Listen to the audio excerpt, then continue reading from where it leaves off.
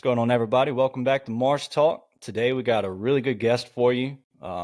Somebody who has started an initiative and a program based off his passion for conservation and things he's noticed and wanted to do and try to promote to get other people to start doing. A lot of the same reason why I started this podcast. So it's definitely relatable for me, and I hope it's relatable for some of y'all. Hopefully y'all can learn something from this guest, David Fladd from Lease Over 20. What's going on, man? How you doing, Josh? Thanks for having me on. It's definitely honored to be a guest on your show, especially considering who you've had already.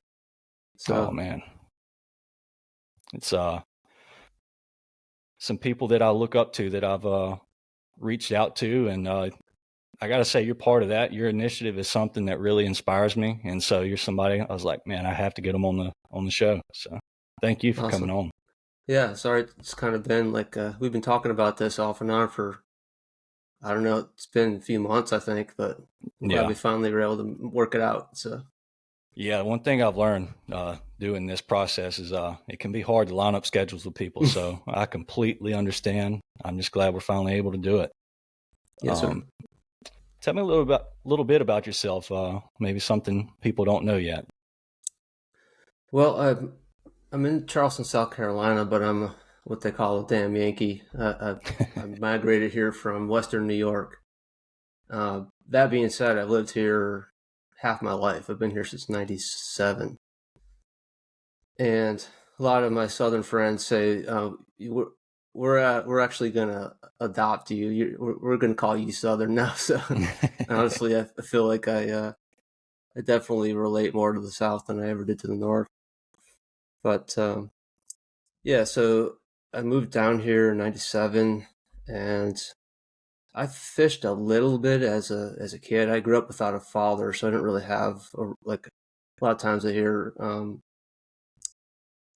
people say, "Oh, my dad or my granddad took me hunting and fishing." I never had that. I was just a kid who liked the outdoors and was raised by it. My dad died of cancer when I was like 3, so I never really knew him. Oh man, I'm sorry.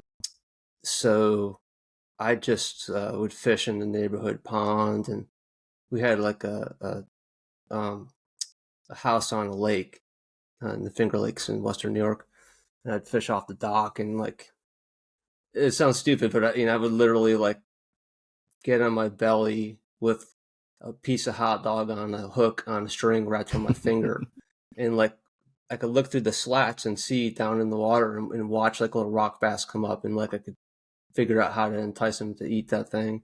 This is stupid stuff like that, but a passion for fishing is it's born somehow. It starts somehow, Exactly. right? And that's for me. That's how it was.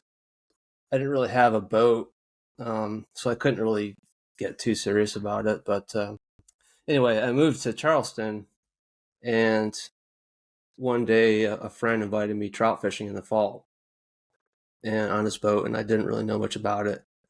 Well, in like November in Charleston, you can do really well with trout, especially if you're using like shrimp under a cork or something like that. Yeah. I think we caught 14 or 15 trout.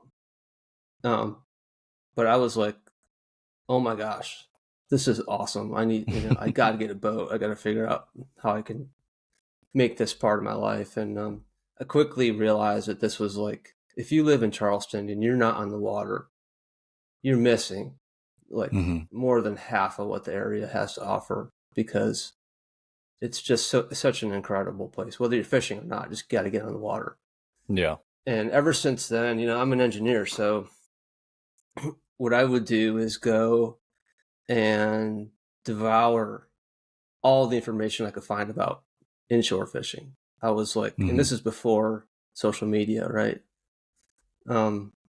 I would go like on online forums, which is like the way people communicated then.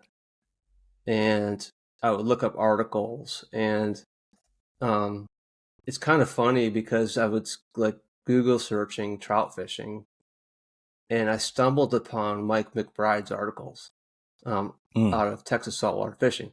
And this was before Speckled Truth. This was before really anyone here in South Carolina knew anything about even that magazine or anything like that. And I kind of thought it was like my secret weapon. So I like Mm-hmm. looked, I found all his articles. I devoured all his articles. He's such a great writer. He's an amazing writer. For I mean, I sure. could see why Chris sort of sees him as a mentor.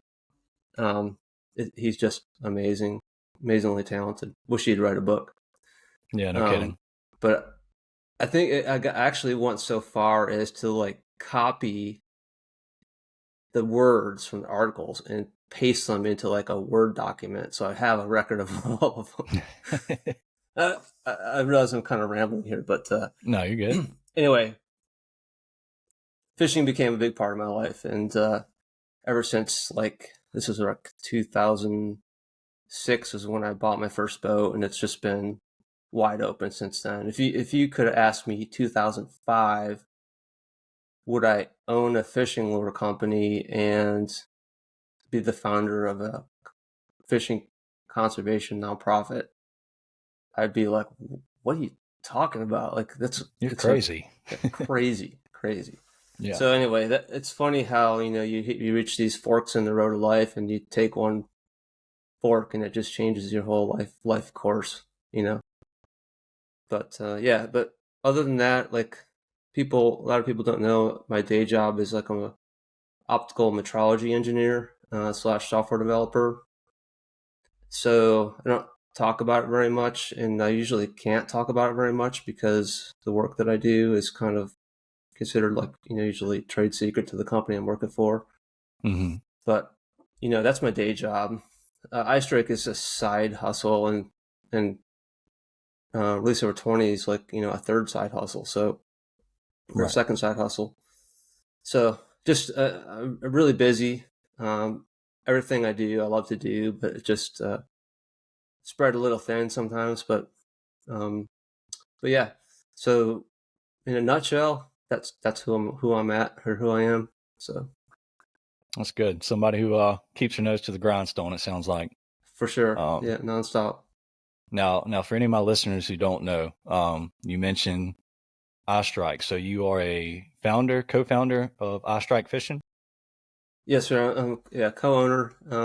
My business partner, his name is Ralph Phillips, and he is 20 years older than I am. He's like one of the OG guides in Charleston. Like he and like two other people were the only guides in Charleston around the time I was probably still in elementary school. Mm-hmm. And he's really well respected. He's like a real well-known trout angler, artificial only. He'll make fun of you if you use any kind of live bait or shrimp or anything like that, cut bait. He'll just tell you you're feeding the fish. Doesn't count, all that kind of stuff. It's kind of like I mentioned, like the paths that we follow. I had I went to one of his seminars once a long time ago, and I knew who he was, and I learned that he was hoping to start a fishing club in my area, like in my town.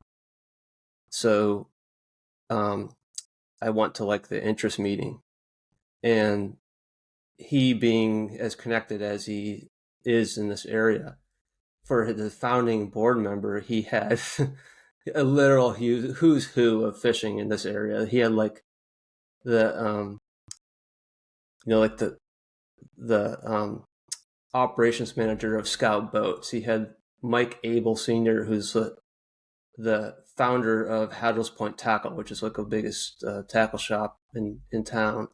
He had the owner of the biggest fishing forum in the area. These are all people that everyone would like almost be intimidated to talk to, Mm-hmm. and they needed someone to do like a website. So I raised my hand and I'm like, I can do that. I think, I do a lot of tech stuff. He didn't even know who I was. He's like, okay. He like kind of took a risk. So here I Yeah. am sitting on the board with all these who's who of guys, which are now pretty much all my friends, but that's kind of how I met Ralph. And he invited me fishing one day. And like I mentioned, being an engineer and just devouring all the information, I used to fish artificials all the time. And I kind of felt like I was in a plateau. Like I could go out and not get skunked. I kind of fished one creek and learned that really well. Mm-hmm. I didn't feel like I was really getting to the next level. So when I got to fish with Ralph, I was like a sponge. I was just asking him all the questions and watching his technique, asking him to sort of critique me. And um, on on the flip side of the situation, he had taken countless people fishing, and they would always say, "Teach me how to fish." And he said they would never listen. They never really listened. They would just be like, Yeah. um, and so he liked the fact that I would really listen, you know, and that sort of led to almost like I was like his apprentice, So he took me under his wing, which I'm very grateful for. And you know, that kind of one thing led to another, and he was talking about wanting a jig head that had a really big eye. It was like pretty much nothing but an eye. There was a few on the market that had smaller eyes. Hmm. His favorite was a Coty jig at the time. It has a little painted, it's a red head with a painted eye on it. Okay. And I told him, because I'm an engineer, I said, I think we can make one. Let's try to make our own, Hmm. one with a really big eye like you want, and see what happens. And the next thing you know, we're uh, being distributed by Z-Man Fishing, and our products are all over the world uh, almost overnight. Which is it's a long story involved with that, but still can't hardly believe it. But we were the first jig head, like the first people to make like a really high quality jig with prominently a giant eye on it. And Hmm. if you go walk the shelves now and see how many there are, there's a lot, and it's because it Yeah. works. Right. But early on, we sort of saw that coming, and we decided to name the company I Strike Fishing so that we would sort of own the concept, even though we knew we'd get copied. Mm. And It's a good idea. so that was a smart move early on. But yeah, so um, it started with one product, the trout eye jig, and we kept having people say, "Can you make something with more hook?" I think that request came out of Louisiana, Hmm. and that ended up in the redfish eye, which is a 4/0 hook, a little more stout hook, a little longer shank. And then we had also out of Louisiana, we had people ask for a weedless jig that could shed the sort of muck and grass. That's where the weedless eye came from. And then, a lot of our product ideas came from customer requests. Yeah. We now have, I think, like 8 product lines, and still working on more. Um, so yeah, Now, so now that's these are eye strike in a nutshell. now these are distributed by Z-Man, but you also sell them yourselves on a website and a storefront. Yeah, we get that question a lot. I'm glad you asked. So we're our own company, I Strike Fishing. We have just like a contract with Z-Man, a business agreement, Okay. where they distribute our jigs to tackle shops, online stores like Cabela's, Bass Pro, and also internationally. Hmm. And we sort of retain the right to sell them in our own store. And we're the only place you can buy them in bulk quantities at a discount. So Okay. that's the one thing that kind of keeps people coming to us directly, because they can save a lot of money by doing so.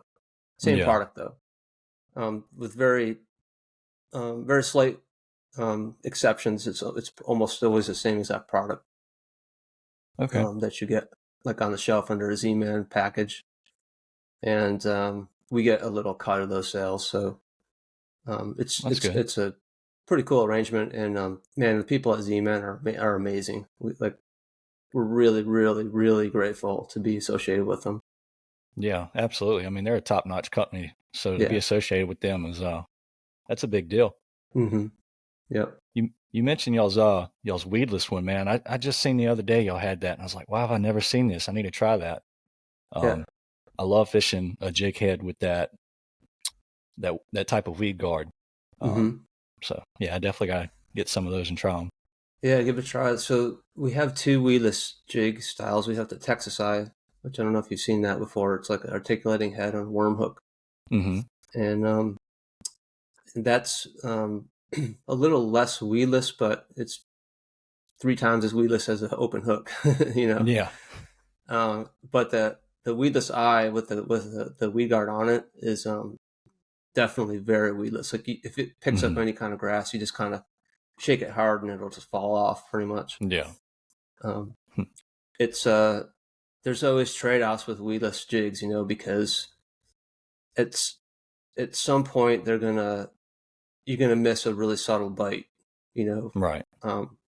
So if you're gonna get a real soft trout bite, like the weedless eye is not gonna be your best choice. Redfish are gonna hammer the crap out of it and knock that weed guard out of the way every single time, no problem. Yeah. That's primarily But where I use those is sight yeah, fishing redfish. yep. So it's a great choice Yeah. for that.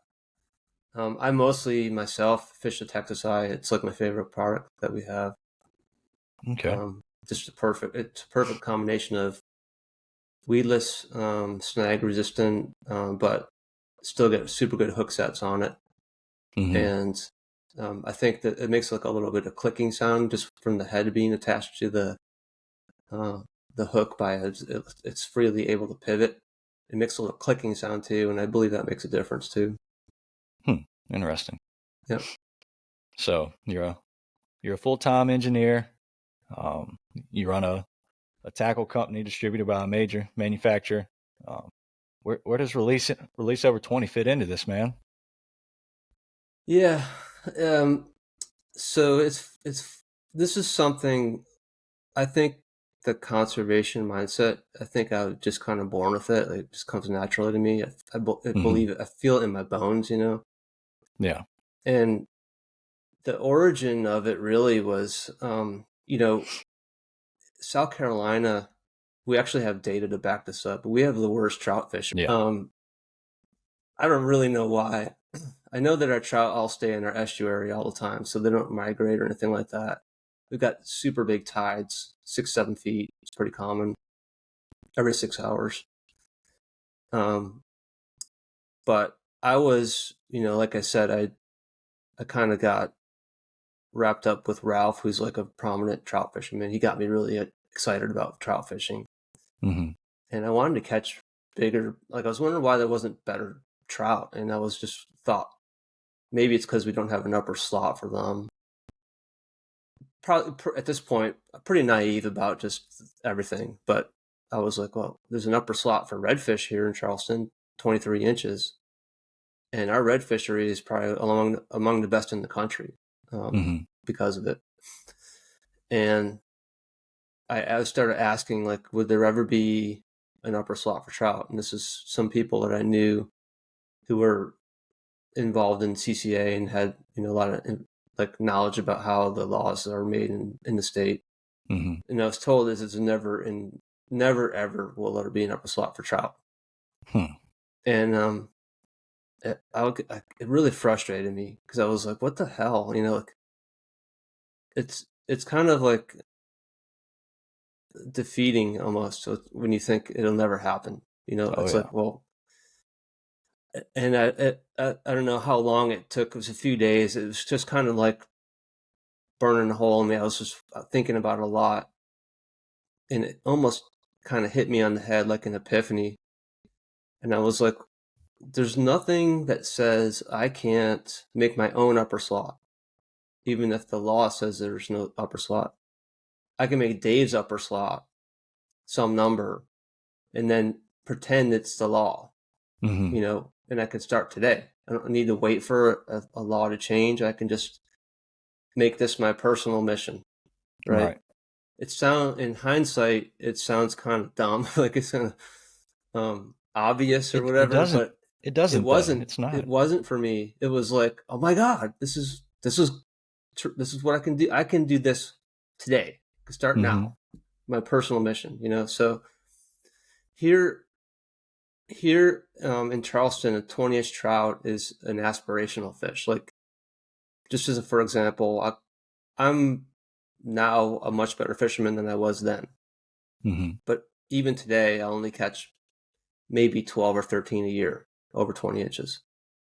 That kind of is an example of how difficult of a trout fishery we have. Yeah. Now, I don't fish that much. I mean, maybe once a week, maybe twice a week sometimes. Not always targeting trout either, but anyway, you get the picture. Yeah. So 20 inches seemed like a good number for me. So I just said, I'm going to start releasing all my trout over 20. It's my upper slot. Mm-hmm. And this is before social media. So I would go on the public forums. If I ever caught a big one, I would put a picture on the forum and I'd say I released it. Like I released all my trout over 20 because, it's probably female and I know it's going to be the breed stock or whatever. And, there's no social media. So you might get a couple replies like, hey, nice trout. That was cool. It's cool you released it, but it didn't get a lot of reach. And then some years would go by and I keep doing that. And I'd go to some event, like a boat show, and I'd have some random stranger come up and say, oh yeah, man, I really like what you do with the trout. Like you release them and why you release them. And I started doing it too. And I was like, really? That's amazing. That's awesome. And so this kept on for, 8 years, something like that.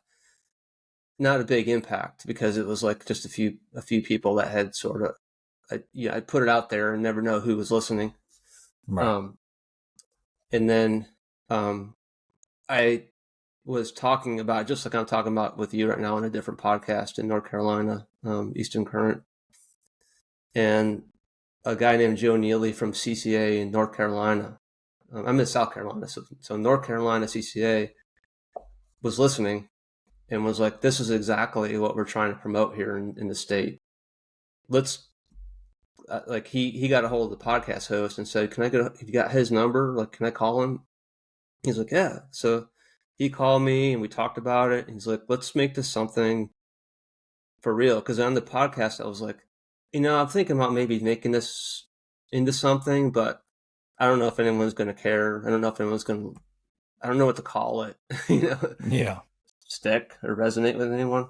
Mm-hmm. So Joe was the one that really kind of said, dude, do this, make this a thing. So we worked together, came up with this logo, which I think is awesome.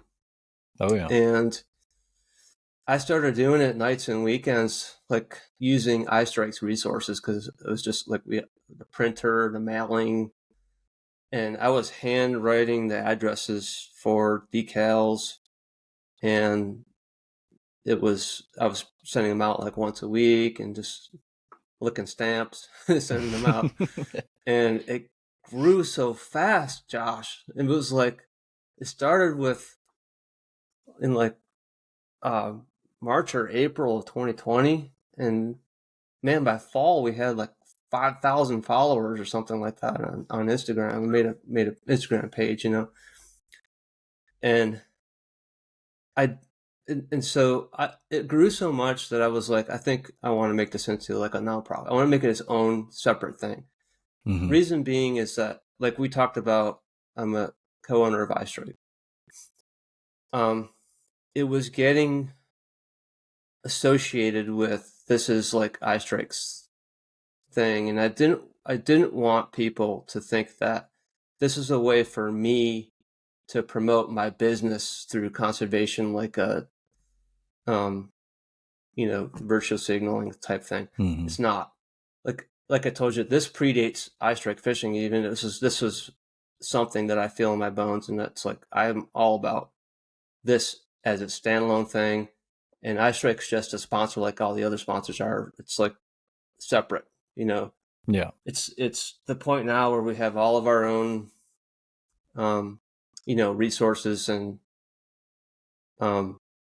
there's just a complete separation between iStrike and Release Over 20. So yeah, so it became a nonprofit. Brought on 2 board members, Carrie Browning, Adam Farr, and now we have 7 state reps, including 2 in Louisiana, which are the best thing about Release Over 20 to me is this team that we put together so far, and it's still growing. But man, we got some amazing people spread out around the country that really came to us and said, I want to get involved. Like, I heard about it and I was like, oh my gosh, this is something I really believe in. How can I help? Yeah. And was like, okay, you're the new state rep for North Carolina, um, building the plane as we're flying it. We don't really even know what that means necessarily, but we're like, here's like 5 things that we kind of have an idea for what a state rep would do. You figure out what that means for your state, and it turns out that depending on the state, what the reps are doing is different because their needs are different. Yeah. So sorry, I know I'm just rambling on, but No, you're good. yeah. You're good, man. You mentioned the 2 state reps. That's Cliff is one, right? Yep. Cliff And Hall and yeah, and John it's Miller. John is the other one. Yeah, 2 Yep. great guys. I So haven't had the pleasure of talking to John very much, but I've had several conversations with Cliff, and man, he's a good guy. You can tell he's really passionate about what he's doing. So I Cliff definitely is think you picked the right people. unbelievably awesome guy. Like he Yeah. is. So he had sort of, I think he contacted Chris Bush and said, I think I want to do something, and he's like, why don't you get a hold of Dave and talk to him? And he he looked up kind of what we're about, what our mission and vision is, and he's like, this is exactly the same as what I want to do. He's like, so let me just line up with them. So he was Yeah. our first Louisiana state rep, and yeah, Cliff. I mean, he is amazing, and he's funny. He's gonna be listening to this, and he's gonna probably uh, say something to me. But he claims that he's like really introverted and doesn't want to get in front of everyone. hmm But man, when he does, it's amazing. He is so good. Like Just a natural. he's a natural. He's a natural. So he had dreamed up how to get more participants in Release Over 20 in Louisiana. So he made like a 3-month little campaign where he solicited some sponsor donations locally hmm and rewarded people. We had separate giveaway just for Louisiana entries and put it out on some social media there. And also because he knew that it's kind of hard, Louisiana is a little bit like South Carolina where a 20-inch fish is a little bit aspirational. Yep. Even if you just followed our social media, you have a chance at a giveaway prize. So he did that, and we went from having like maybe up to 5 entries a month from Louisiana to like 30 to 40 almost overnight. Wow. So it was instant difference, hmm and he had sort of been leaning on John Miller. So a lot of people in Louisiana know John because he's got a YouTube channel, and he's a really well respected trout fisherman. He's just very sort of like scholarly, and hmm he's really analytical how he approaches like trout fishing and understanding the behaviors and stuff like that. And I know Cliff has a ton of respect for John too, and so John got on board as well, and he became so involved that we're like, you're also our state rep for Louisiana. We're letting you go. We're giving you the email and all that stuff and putting it on the Yeah, website. And between the two of them, they've been just unbelievable. Couldn't ask for 2 better guys to be associated with it. for sure. I Yeah. definitely agree. Being here in Louisiana myself, I gotta agree with your choices there. Thank you. So you got Release Over 20. It's this amazing program, promoting catch and release. Not release everything you catch. Just trying to release the big ones. That way they can get back out there and breed. For anybody who doesn't know how the program works, can you kind of go over what happens? So you're out there, you catch a fish over 20 inches. What do you do from there? Yeah. So can I share my screen though? Absolutely. It'd be easier, I think, to show. So here's our website. It's releaseover20.org because we're a nonprofit. Sorry about my dogs barking, by the way. It's okay. So here's our website, and this is a simple entry form that we have here where we have a database of entries. And what we ask is that if you catch a 20-inch or over fish of the species that we track so far, which is speckled trout, southern flounder, sheep's head, and red drum, that you enter it here in the month that you caught it. And I'm a fisherman too. I know that people are wary about, like, they didn't want to give up your spot where you caught the fish. Mm-hmm. And I totally get that. So we only ask for the minimum information so that we can sort of track your catch. Yeah. And that is like your name and your email, so we can get a hold of you if you win the prize. You enter like what fish you caught, what the length was. You can just easily upload a photo from your phone. If you were fishing with a guide, you can enter some information here. And then you have the chance to get free decals. So you can just click, any one of these or all three of them, and we'll send these to you completely for no cost. Like once a month, at the end of the month, we'll send out a big mailing of free decals. So these are like our 5-inch, OG. We call it the OG decal. This is a QR code that you can put on like the console of your boat or your kayak, and then you scan it with your phone, and it takes you right to this page here. And then we also have these little, what we call helmet decals, which is like a little +1. They're just 1.5 inches in size, but they let you tally your releases if you choose to do so. And like, let's say during the month you enter 7 fish and you keep clicking this one. At the end of the month, we'll send you 7 decals, and each one represents the fish that you caught. So people, it's kind of cool to see what people do with them. What I do with them is I put them on the inside gunwale of my boat, and I group them based on the year. So I kind of have them all lined up in a grid. And it's kind of cool because it lets me visually see, kind of like compare year to year how I did. But also when people have a guest on the boat, usually it's like an attention grabber. And they'll get on the boat and they'll say, "What's that all about?" And I'll say, that gives me a chance to talk about a release over 20, and so it's kind of fun. People have them like in their fishing like room on the wall or on some kind of a, it's just cool to see how people end up, what they do with them. Some people put them on their kayaks, some people put them on their coolers. But you can choose to get these for free, or you can choose not to. We always like the comments. If you look at our website and look at the comments section, it's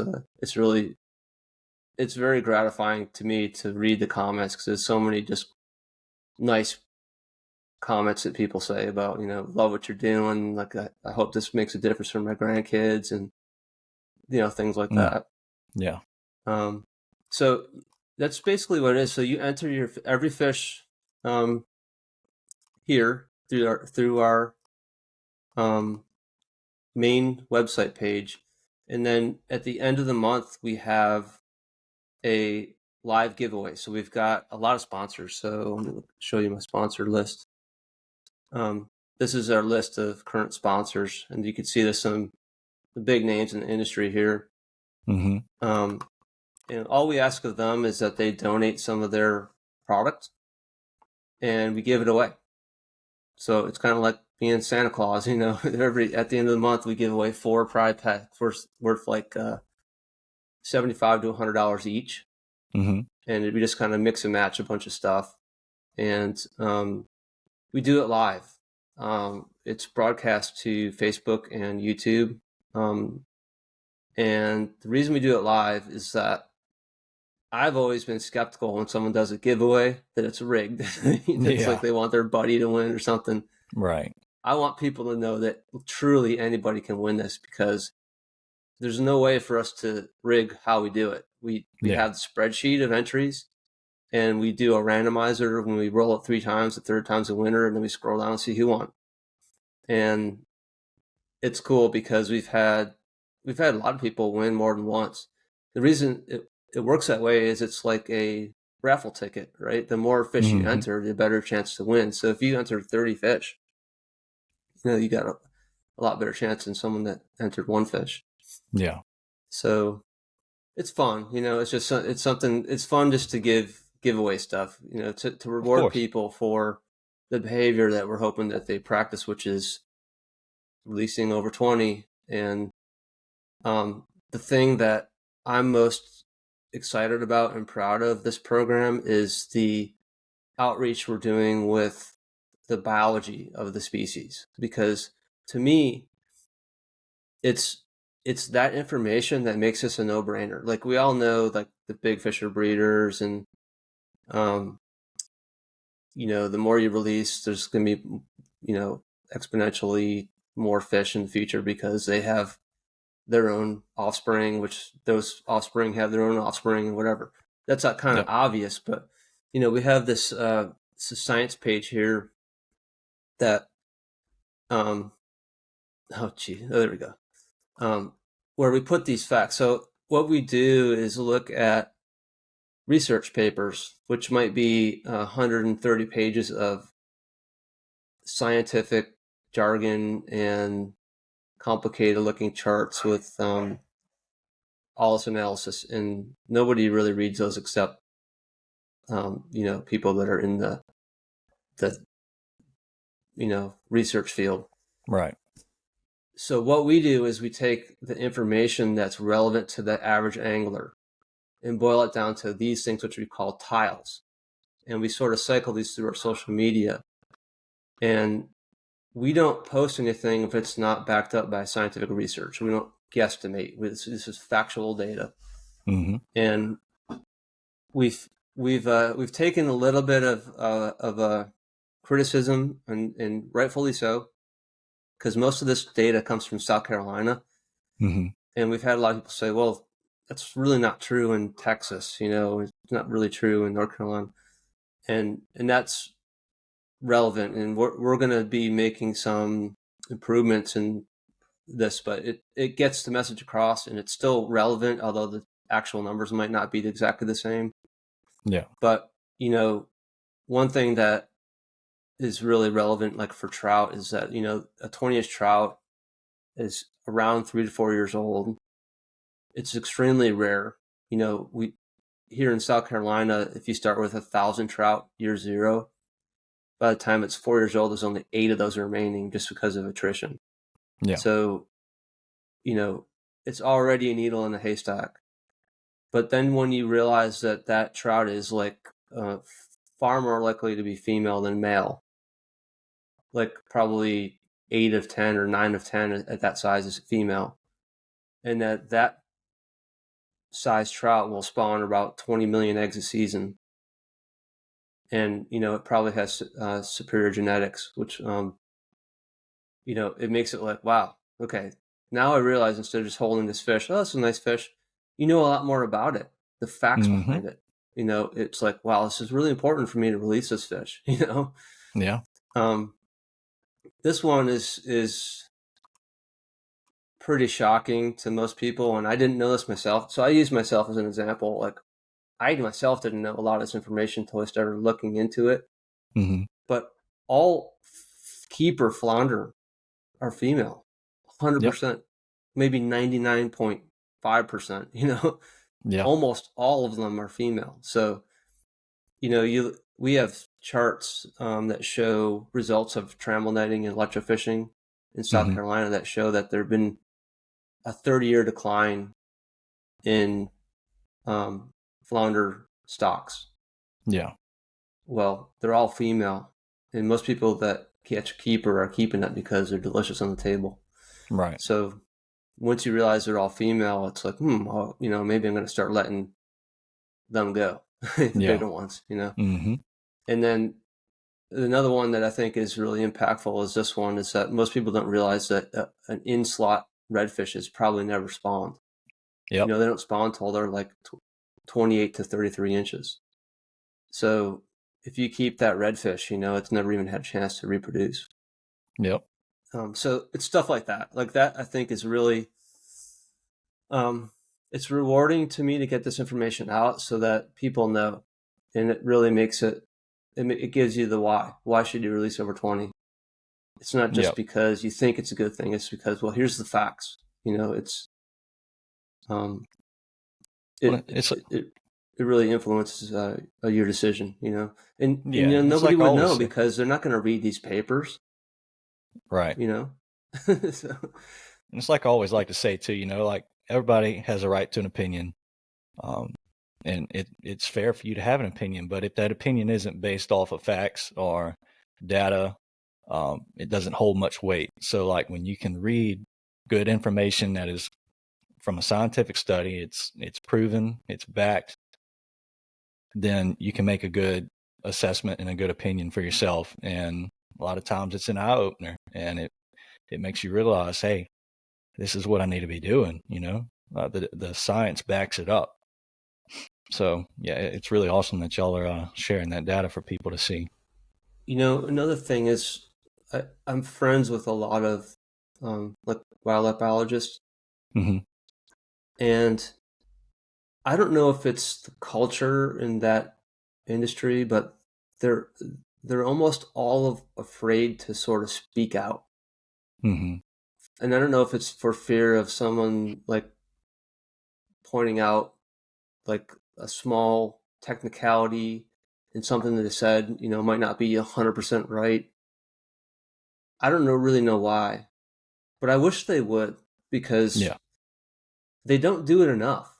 They sit back quietly while they get a black eye from the average person that doesn't, they're uninformed about the actual facts. And I think the scientific community is really taking a hit, and it's broader than just this, but it's like, like the whole COVID thing was really, really badly communicated by the scientific industry, I think. And I think it's all been kind of set back a lot, but it's it's important to get this information out there, and I Yeah. don't think it's done enough. So if nothing else, if release number 20 is helping to spread the factual data out there, I think it's been a success. Hmm. Absolutely. Yeah. You mentioned these biologists being scared to put their opinion out there. I mean, I know here in Louisiana, we have biologists that work for Louisiana Wildlife and Fishery that are paid to do these studies. They're paid to gather this information. Uh, they get all this information together and say, "Hey, there's a change that's needed. Like this is what we're seeing." And then you have the state and organizations that don't support that. Uh, oh man, it makes me so mad. Um, It's not just Louisiana. yeah, It's the same thing here. It's probably every state to an extent. yeah. But you're right. Yeah, it So gets complicated, and there's a give and take, of course. But um, yeah. But yeah. I wanted to point something out again, though. Something cool about our website is that you see these numbers here, our total releases. These are real time numbers. So as soon as, like, Josh, if you were to enter a fish like right now and hit enter, and it Hmm. was a trout, this would go to 3390 as soon as you refreshed it. So it's kind of cool. It's like a real tally. But we also have a leaderboards page where you could see by month, by year, and all time.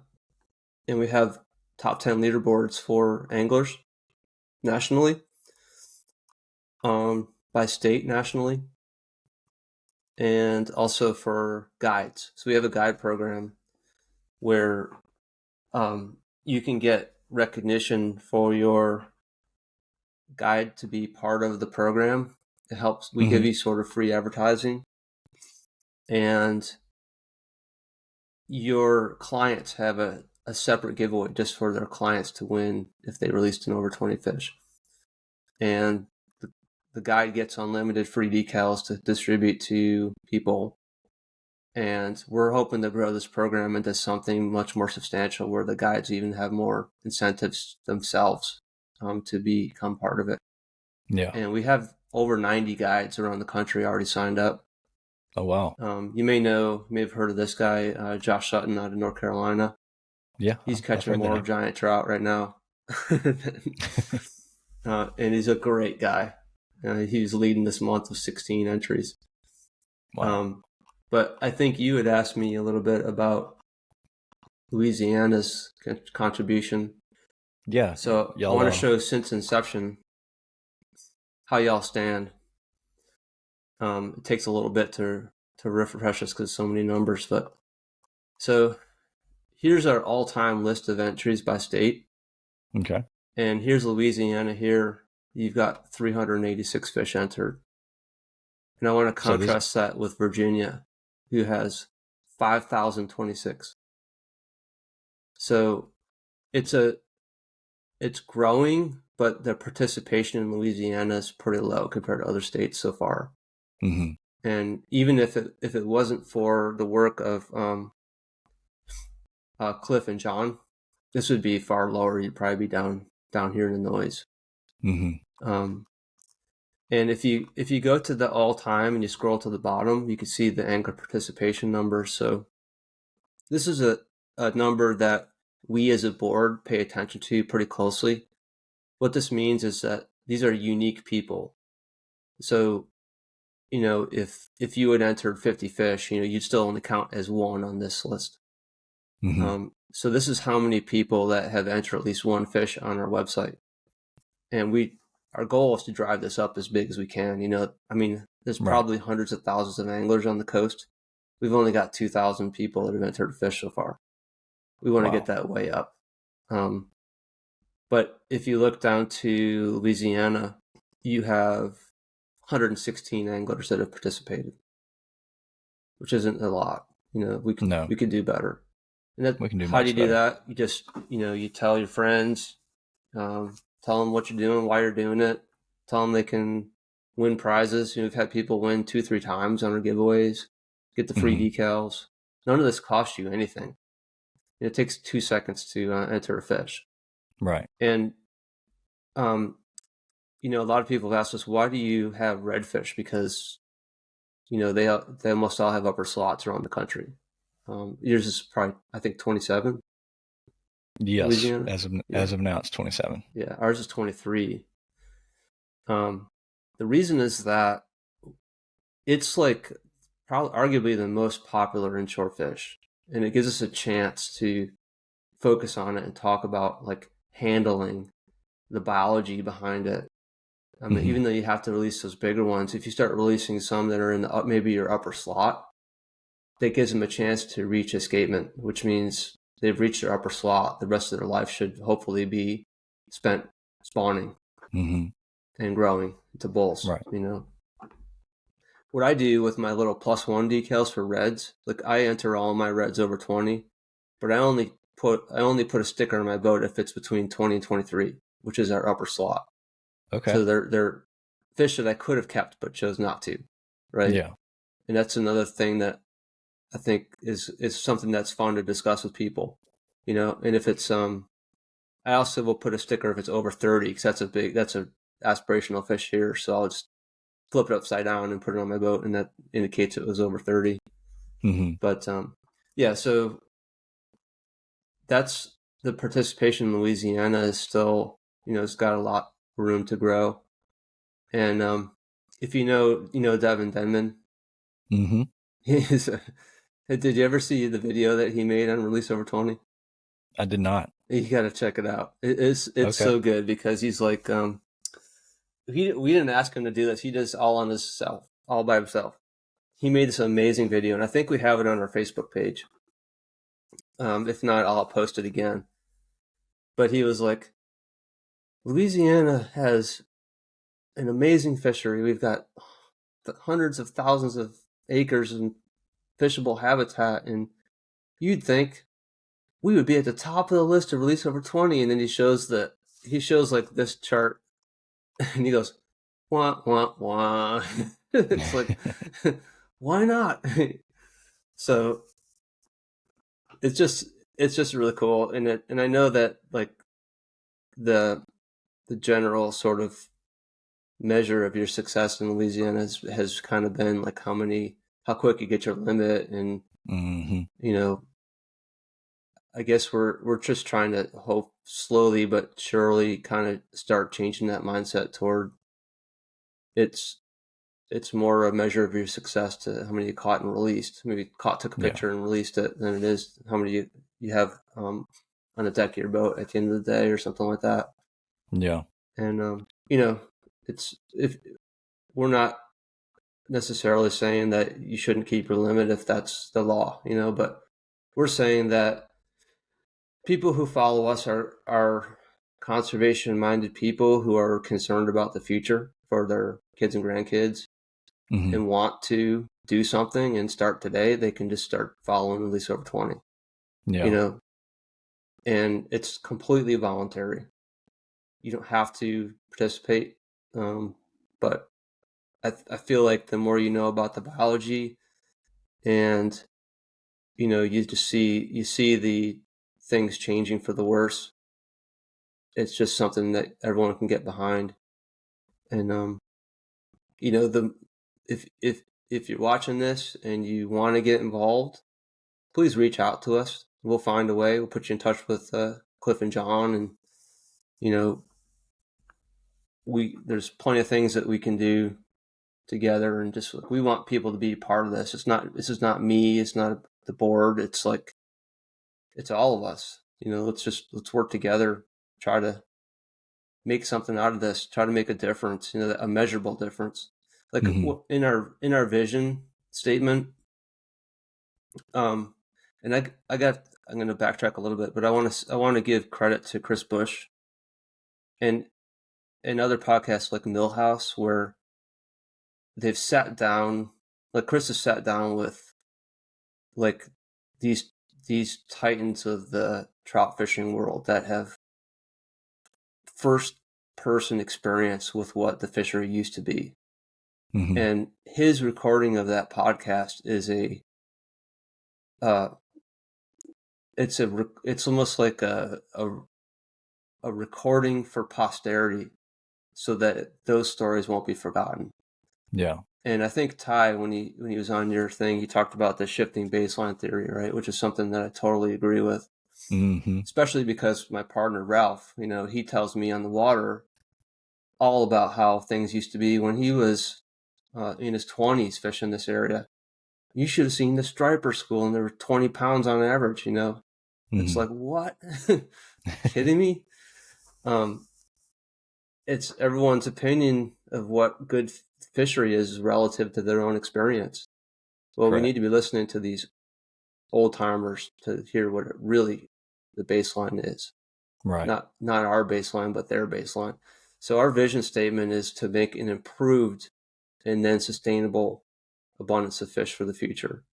We don't really want to sustain it like it is. We want to make it better and then sustain it. So I don't think, like Mother Nature, if we left Mother Nature alone, everything would be fine. Like she would take care of herself. Everything would be abundant in no time at all.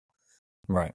If some critical mass of people just starting to be more conservation minded and maybe following Release Over 20, maybe Chris's, sort of keep what you need, release the rest.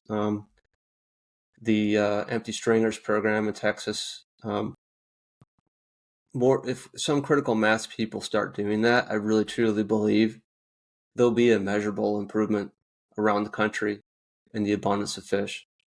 Hopefully, and I think this is a little bit human nature, but what I worry about is it gets more abundant and then people start complaining that they can't keep more because there's so many fish. Right. It's Yeah.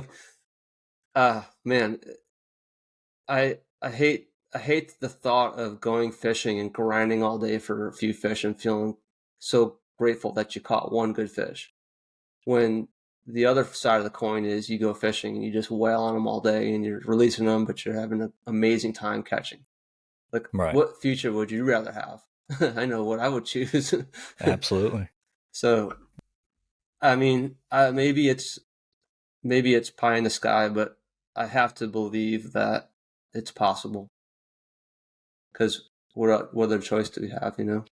Yeah. I totally agree. I think we can all work together. We can make a difference. We just have to, we need to try to give information that way people have a chance to see things from a different perspective. Mm-hmm. And I think that's what we're all trying to do here. And I love it, man. I love what you're doing. I find it inspiring. I hope to encourage other people to participate in it.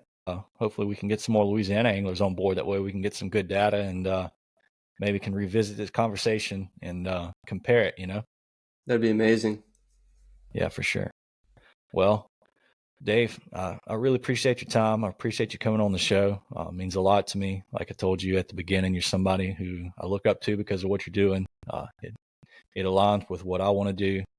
And so I appreciate you taking your time to do this. I really do. Oh, well, it was my honor, really, Josh. And I speak for many people that appreciate what you're doing and getting the word out there and getting these guests on. And I mean, a podcast platform is such an impactful thing. Mm-hmm. And I appreciate you giving me the platform to sort of talk about it some more because, I think we're all just passionate about it. And, it's like I often say when I'm giving a talk or something, it's like steering an ocean liner, right? You turn the wheel and then you just wait and wait and wait, and slowly it starts turning. And I feel that's kind of what we're all trying to do is like, Mm-hmm. we're planting seeds and waiting for them to grow. Yep. And the more seeds we plant, the more will grow. And over time, it'll really make a difference. Absolutely. Well, we're going to wrap this episode up right here. I've really enjoyed it. Hopefully y'all learned something from it. I know I've learned a few things. I highly encourage y'all, start participating in this. You're out there fishing. You catch a good fish over 20 inches, whether it's a trout, redfish, sheep's head, or flounder. Take a picture of it, submit it, releaseover20.org. Get a chance to win some free swag, get some stickers, tell all your friends about it. Highly encourage it. But until then, y'all take care, and we'll see you next time.